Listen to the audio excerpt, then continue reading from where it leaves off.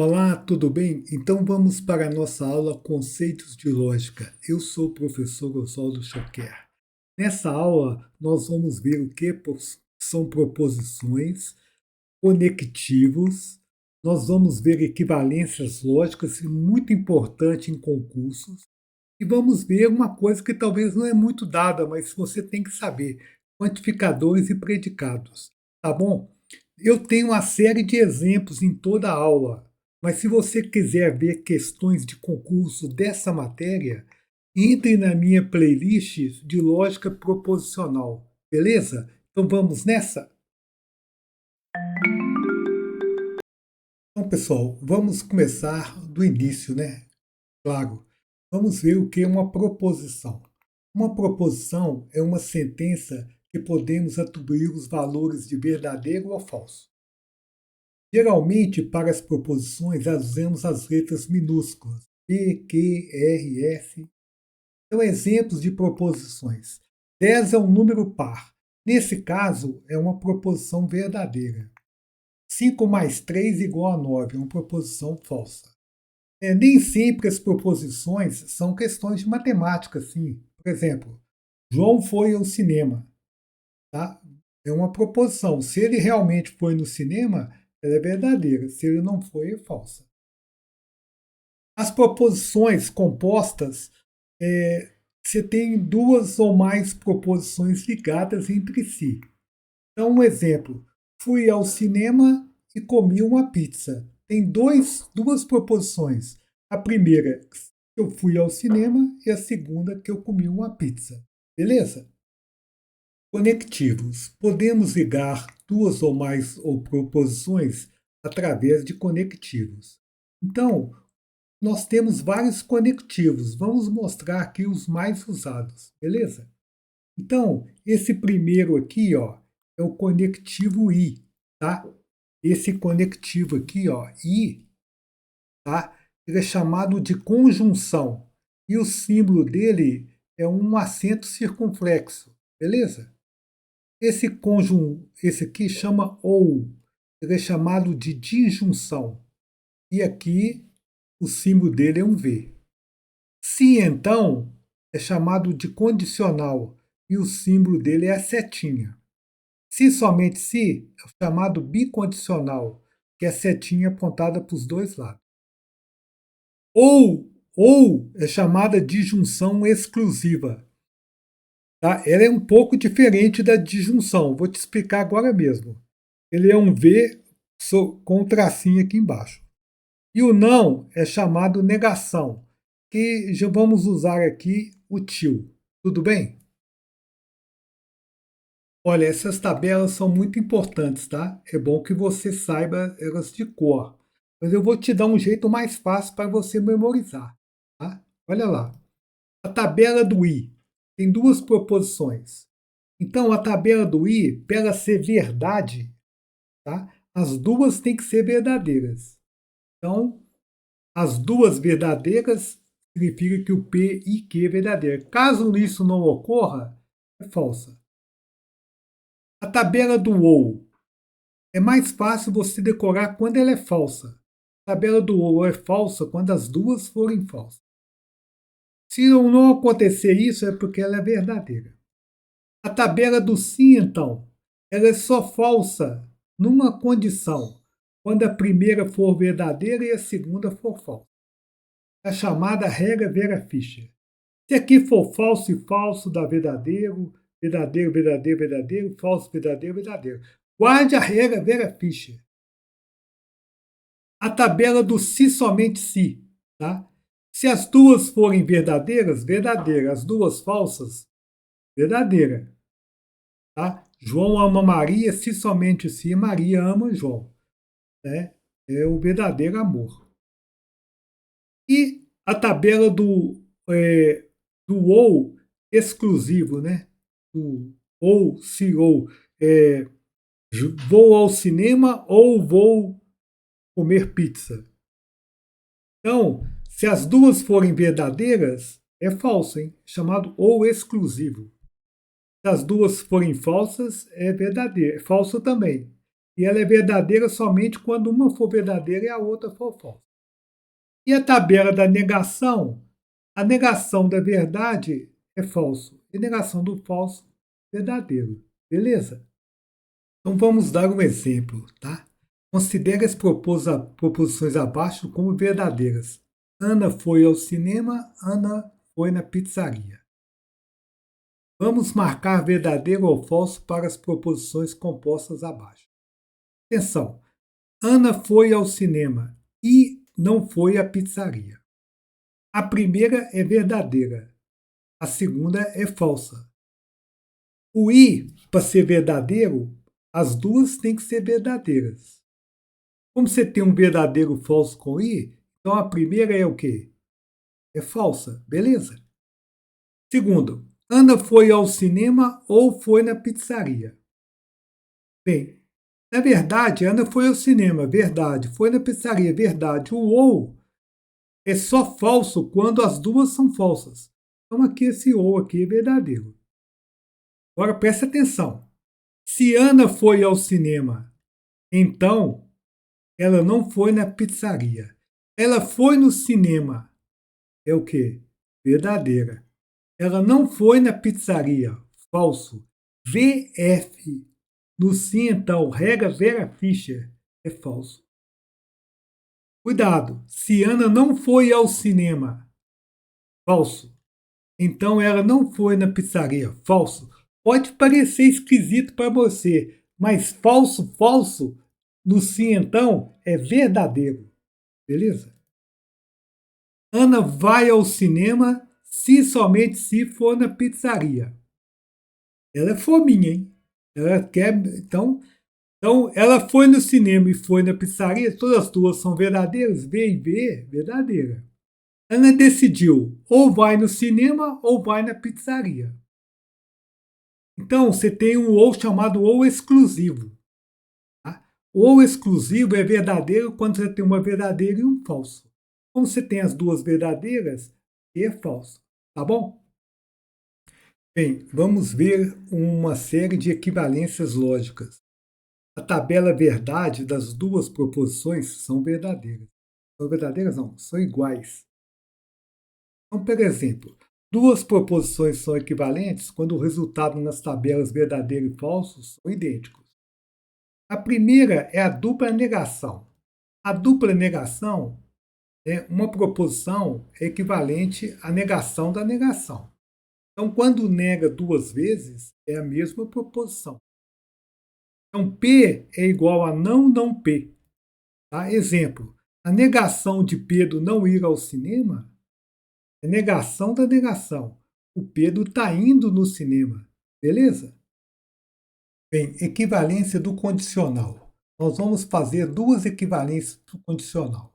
A primeira, se P implica que, é equivalente, a tabela verdade é a mesma de não que implica não P. Então, o segundo condicional é chamado conta positiva do primeiro. Tá? Então, você tem P, então Q. Como é que nós vamos fazer isso aqui? Olha para mim aqui. Nós vamos pôr o Q na frente do P. Nós vamos trocar. Nós vamos trocar o Q, vai ficar na frente do P. Beleza? E depois, você troca, você tem que pôr não nos dois. Você põe não nos dois. Oh, que doido, hein, professor? Devemos inverter e negar as duas proposições. Então, vou te dar um exemplo. Se a TV está ligada, então estou acordado. Eu quero achar uma proposição equivalente. Eu vou pôr o acordado na frente, vou pôr a TV ligada no final. Consigo então, e vou negar os dois. Beleza? Então, se não estou acordado, a TV não está ligada. Beleza? Bem, segunda equivalência do condicional. P implica que é equivalente a não P ou que. Você sabe que P implica que só é falso quando P é verdadeira, que é falso. Famosa regra Vera Fischer. Nas outras três opções, tá? P implica que é verdadeiro. Agora, preste atenção. Se você pegar não P ou Q, como P é verdadeira, não Q é falso, tá? E Q também é falso. Quando você tem um ou com duas falsas, essa afirmação vai ser falsa. E as demais aqui verdadeira. Então essas duas aqui são equivalentes, tá? Tem o mesmo conjunto verdade. Tudo bem? Então, olha aqui, se a TV está ligada, então eu estou acordado. Como que eu vou fazer equivalência usando a segunda propriedade? Eu vou negar que a TV está ligada, vou colocar um ou e vou manter acordado. Então, a TV não está ligada ou estou acordado. São equivalentes, tá? Bem, agora vamos ver a equivalência da negação da disjunção. Você está negando P ou Q. Preste atenção. Olha cá. Negamos as duas afirmações. Você nega o P e nega o Q. E no meio você troca aquele ou por I. Tudo bem? É isso que você tem que fazer. Então, a negação de estou acordado ou estou lendo é equivalente a. Então, você vai negar esse e negar esse. Então, estou acordado e estou lendo. Vai negar os dois, ou não. E agora você tem que trocar esse ou por i, beleza? Essa que é a equivalência. Nega as duas e troca o ou por i. Negação da conjunção. Tá?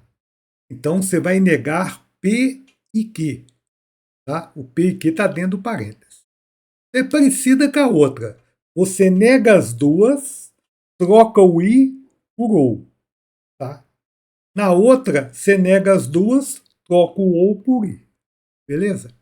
Então, negamos as duas afirmações e trocamos o i por ou. Então, a negação estou acordado e estou lendo. Então, você escreve estou acordado e estou lendo. Nega as duas e troca esse i aqui, ó, por ou. Beleza? Então, vamos lá. Equivalência na negação do condicional. Então, nós vamos negar P implica que. Presta atenção.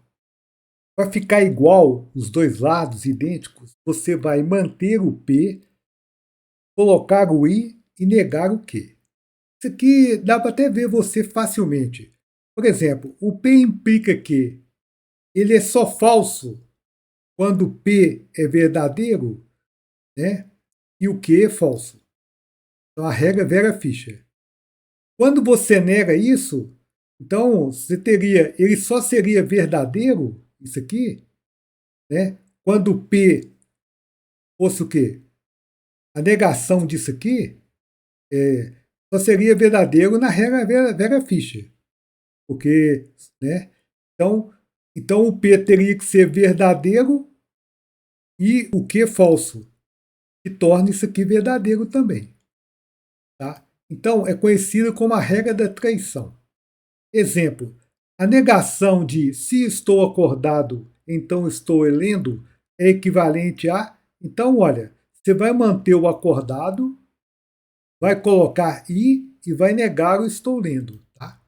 Você vai manter o acordado, você vai negar o está lendo, não estou lendo, e vai colocar o i. Tudo bem? Vamos lá, quantificadores. Tá? Algumas proposições aparecem em termos do tipo todos, para todos, existe, existe um, nenhum, existe algum e pelo menos um. Alguns termos que têm algumas proposições, não obrigatoriamente. Esses termos são chamados de quantificadores. Tá? Nós vamos classificar os quantificadores em dois tipos: os universais e os de existência. Tá bom? Os universais são para todo, para cada, para qualquer, todo, nenhum, são chamados quantificadores universais.